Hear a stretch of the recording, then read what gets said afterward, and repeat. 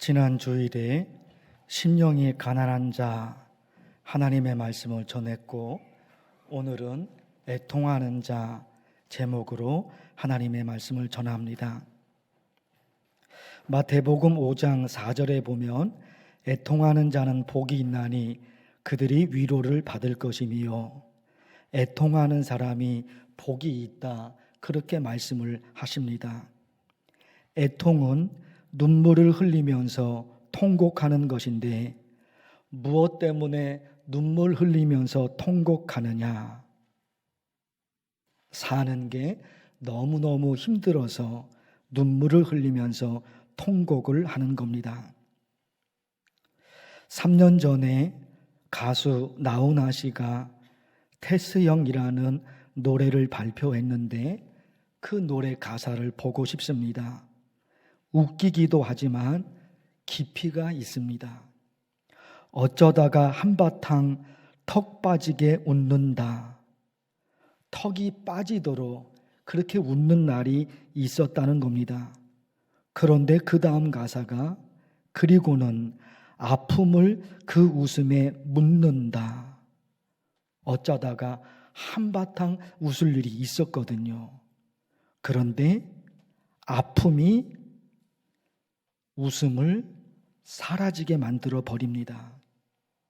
턱이 빠지도록 웃는 날도 있었지만 아픔, 실패, 고통, 질병 때문에 그 웃음이 오래가지 못해요. 노래 가사예요. 거기다가 그저 와준 오늘이 고맙기는 하여도 죽어도 오고 마는 또 내일이 두렵다. 오늘도 살아있어서 너무너무 행복하고 감사해요. 그런데 내일이 오는 것이 두렵다는 겁니다. 내일이 오는 게 두려워요. 왜요? 살아보려고 발버둥을 쳤는데 힘들어요. 힘들어요. 내일이 오는 게 기쁨으로 맞이할 수 있는 것이 아니라 두려운 거예요. 노래 가사예요. 그리고요, 세상이 왜 이래? 왜 이렇게 힘들어? 노래 가사예요.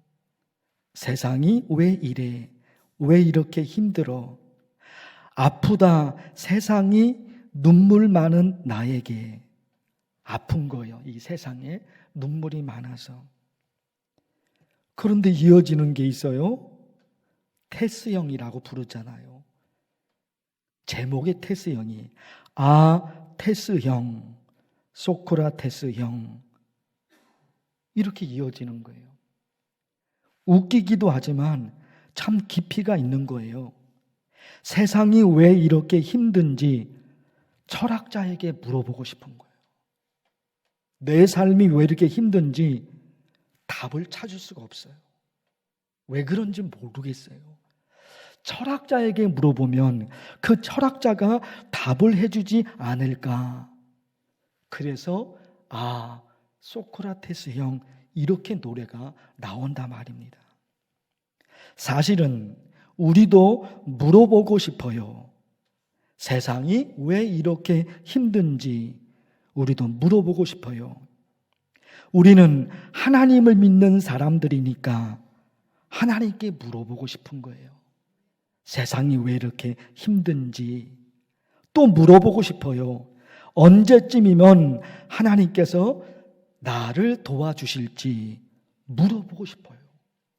언젠가는 하나님이 내 기도를 들어주실 텐데, 그렇죠. 언젠가는 하나님이 내 기도를 들어주실 텐데 그게 언제냐 말이에요.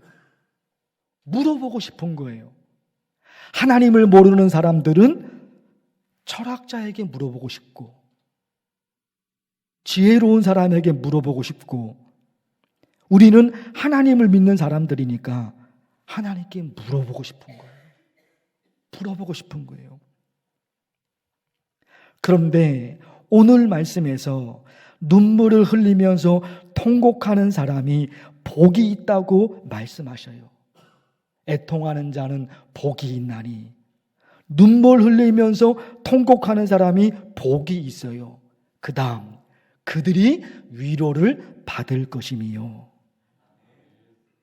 애통하는 사람 반드시 위로받을 날이 있다. 그들이 흘린 눈물만큼, 아니 그 이상의 위로를 하나님이 해결해 주실 그게 있다 하는 거예요. 그러면 이런 하나님의 은혜가 우리 삶에 이루어지기 위해서 뭔가가 있을 거란 말입니다. 애통하는 사람은 복이 있나니 하나님의 위로를 받아요. 하나님이 해결해 주셔요. 그게 내 삶에, 그게 우리 삶에 이루어지기 위해서 뭐가 있을까? 들어보십시오. 삶의 두려움과 고통과 아픔 때문에 눈물 흘리는 사람들이 있습니다. 눈물을 흘렸다는 사실이 중요한 게 아니라 그 눈물을 누구에게 흘렸느냐, 이게 중요해요. 하나님을 모르는 사람들이요, 힘들고 괴로우면 술 한잔 합니다. 그리고 술 기운에 화를 내죠. 이놈의 세상 되는 일이 하나도 없네. 하나님을 모르는 사람, 술 기운에 화를 냅니다. 세상을 향해서 화를 냅니다. 어떤 때는 한숨도 쏟아내고 어떤 때는 눈물도 흘립니다. 성도는 어떨까요? 하나님을 모르는 그들은 세상을 향해서 화를 내요. 하나님을 믿는 우리도 힘들고 괴로우면 하나님께 화를 낼 때가 있어요. 하나님이 살아계신다면 어떻게 나한테 이럴 수 있으십니까? 하나님께 화를 내게 된다 말입니다. 하나님을 모르는 사람들이나 하나님을 믿는 성도나 힘들고 괴로우면 화를 내고 한숨을 쏟아내고 눈물도 흘리고 겉으로 보기에는 똑같을 수 있어요. 하나님을 모르는 사람들이나 하나님을 믿는 사람들이나 힘들고 괴로우면 화가 나잖아요. 한숨도 나오잖아요. 눈물도 흘리게 되잖아요. 하나님을 모르는 사람들이나 하나님을 믿는 사람들이나 똑같아 보일 수가 있다 말입니다. 그러나 하나님을 모르는 사람들의 한숨이 세상 허공 속에 던져지는 한숨이라면 성도들의 한숨은 하나님께 던져지는 한숨이에요. 말씀을 드렸죠? 중요한 게 뭐라고요? 그 눈물을 흘렸다는 사실이 중요한 것이 아니라 그 눈물을 누구에게 흘렸느냐 하는 거예요. 그 한숨을 누구에게 던졌느냐, 이게 중요해요.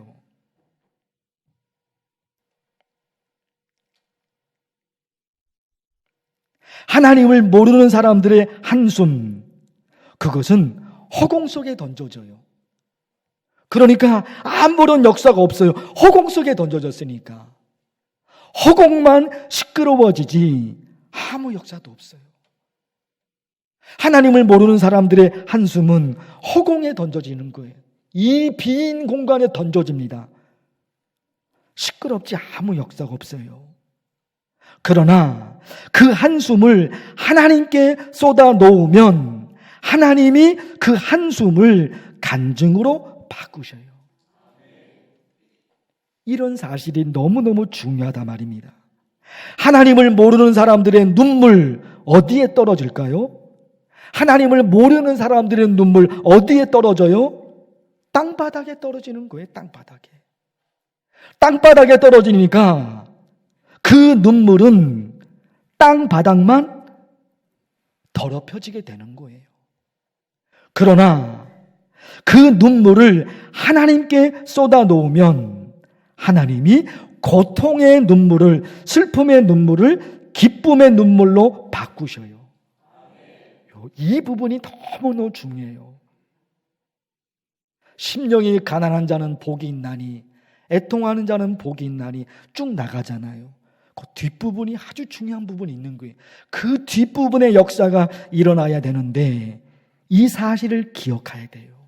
그 눈물을 어디에 쏟을 것인가? 그 한숨을 어디에 쏟을 것인가? 그 통곡을 어디를 향해 내뱉을 것인가?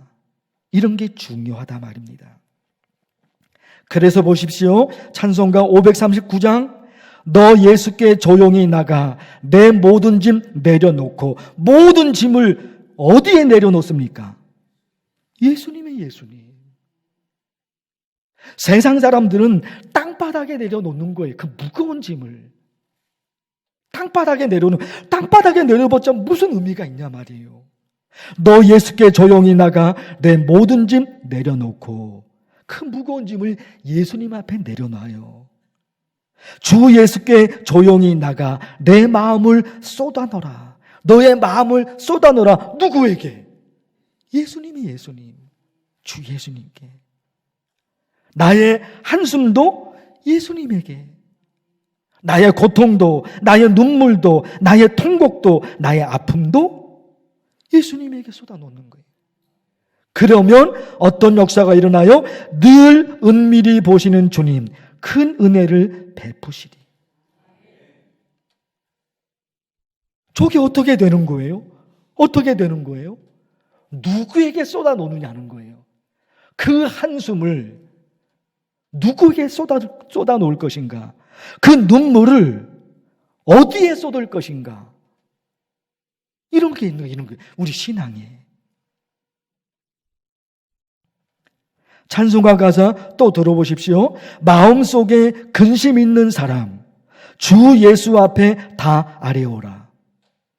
근심도 어떻게 해요? 예수님에게 쏟아놔요. 슬픈 마음 있을 때라도 주 예수께 아뢰라. 눈물 나며 깊은 한숨 쉴 때 주 예수 앞에 다 아뢰오라. 눈물도 예수님에게, 하나님에게 쏟아놓고 심지어 뭐 맞아요? 한숨이에요, 한숨. 눈물 나며 깊은 한숨 쉴 때 주 예수 앞에 다 아뢰오라. 한숨은 믿음이 아니잖아요. 한숨은 좋은 게 아니잖아요. 그런데 그 한숨마저 예수님에게, 하나님에게 이게 있단 말입니다. 이게 하나님이 원하시는 신앙이 있어요. 애통하는 자는 복이 있나니. 애통하는 사람이 복이 있습니다. 그것이 우리 삶의 현장에 그대로 이루어지려면 이 부분이 중요한 거예요. 이 모든 것을, 나의 눈물을, 나의 통곡을 누구에게 쏟아 놓을 것인가? 하나님입니다. 하나님입니다. 그래서 지난 9월 첫째 주일에 우리 교회 기도 모임에 관해서 말씀을 드렸죠. 겟세마네 기도, 시내산 기도, 노뎀나무 기도, 새벽 기도. 겟세마네 기도. 예수님께서 십자가에서의 죽음을 생각하시고 제자들과 함께 겟세마네 동산에 올라가십니다. 거기서 기도해요. 예수님 무슨 기도하셨습니까? 아버지여, 이 잔을 내게서 옮겨 주옵소서. 어떻게 기도하셨다고요? 몸부림치면서. 얼마나 몸부림치셨으면 이마에서 떨어지는 땀이 핏방울처럼 보였다. 복음서에 기록되어 있는 거예요. 그러니까 우리도, 우리 개인 그리고 가정 여러 가지 문제를 놓고 어떻게 기도해요? 몸부림치면서. 예수님도 몸부림치면서 기도하셨어요. 겟세마네 기도가 그런 기도예요. 몸부림치면서, 애통하면서, 통곡하면서, 그게 겟세마네 기도예요. 시내산 기도, 하나님이 모세를 부르셔서 모세가 시내산으로 올라갔어요. 그 사이에 이스라엘 백성들이 금을 녹여 송아지 형상을 만들어 놓고 이 금송아지가 우리를 애굽에서 건져냈다. 큰일 날 소리를 한 거예요. 하나님을 버리고 금송아지를 신으로 섬겨요. 하나님이 백성들을 심판하십니다. 그런데 모세가 막아요. 모세가 두 팔을 들고 하나님을 막아요. 여호와여, 어찌하여 큰 권능으로 애굽 땅에서 인도하여 내신 주의 백성에게 진노하시나이까? 뜻을 돌이키사 주의 백성에게 화를 내리지 마옵소서. 모세가 중보기도한 거예요. 시내산 기도는 나를 위한, 내 가족을 위한 기도가 아니라 다른 사람을 위해서 기도하고, 성도를 위해서 기도하고, 교회를 위해서 기도하고, 나라와 민족을 위해서, 세상을 위해서. 그게 시내산 기도예요. 노뎀나무 기도를 말씀드렸죠. 엘리야가 이세벨이 무서워서 광야로 도망가다가 노뎀나무 아래에 쓰러져 잠이 듭니다. 지쳤죠. 그런데 하나님이 천사를 보내셔서 그의 지친 몸을 어루만져 주십니다. 그리고 마실 물과 먹을 음식을 준비해 두십니다. 노뎀나무 기도는 어떤 기도예요? 하나님, 엘리야에게 천사를 보내셔서 엘리야의 지친 몸을 어루만져 주신 하나님, 저의 몸도 지쳤습니다. 제 몸도 어루만져 주옵소서. 엘리야에게 마실 물을 주시고 먹을 음식을 주셨는데 제게도 마실 물과 먹을 음식을 주옵소서. 노뎀나무 기도는 철저하게 이 땅에 살아가면서 돈이 필요합니다. 건강해야 됩니다. 그 기도예요. 그 기도예요. 엘리야의 지친 몸을 하나님이 해결해 주시잖아요. 어루만져 주시잖아요. 우리 가족들, 개인을 포함해서 우리 가족들 건강해야 되죠. 건강해야 돼요. 그리고 마실 물이 없으면, 먹을 음식이 없으면, 살 집이 없으면 어떻게 되냔 말이에요. 그런데 하나님이 엘리야에게는 그거 해주셨거든요. 그래서 기도해요. 철저하게 개인인 나를 포함해서 우리 가족을 위한 기도가 이 땅에서 어떻게 살아가야 되느냐, 행복하게 살아가야 되는데 노뎀나무 기도가 가족을 위한, 철저한 가족을 위한, 개인을 위한 기도란 말입니다. 새벽 기도를 말씀드렸죠. 하나님이 그 성중에 계심에 성이 흔들리지 아니할 것이라. 새벽에 하나님이 도우시리로다. 새벽에 하나님이 도우시리라. 무엇을 말씀드렸습니까? 하루를 시작하기 전에 말씀과 기도로 하나님께 매달리는 신앙, 그것이 얼마나 귀한지 하나님이 말하고 싶으신 거예요. 새벽에 하나님이 도우시리로다. 하루를 시작하기 전에요. 하루를 시작하기 전에 하나님의 말씀, 그리고 하나님의 말씀으로 기도, 그렇게 하나님께 매달리는 신앙이 얼마나 귀한지. 9월 첫째 주일, 그러고 나서 그 이후에도 계속해서 말씀을 드렸어요. 겟세마네 기도, 시내산 기도, 노뎀나무 기도, 그리고 새벽 기도. 이 기도 모임에, 각가지 기도 모임에 참석해서 늘 은밀히 보시는 주님, 큰 은혜를 베푸시리. 이런 축복. 애통하는 자는 복이 있나니 그들이 위로를 받을 것이며, 이 축복이 저와 여러분에게 임하기를 바랍니다. 또 한 가지 말씀을 드리고 싶어요. 나의 문제로 눈물을 흘리며 통곡하는 애통이 있는가 하면, 그렇죠. 나의 문제, 우리 가족의 문제로 통곡하며 애통해요. 그러나 그것만 있는 게 아니에요.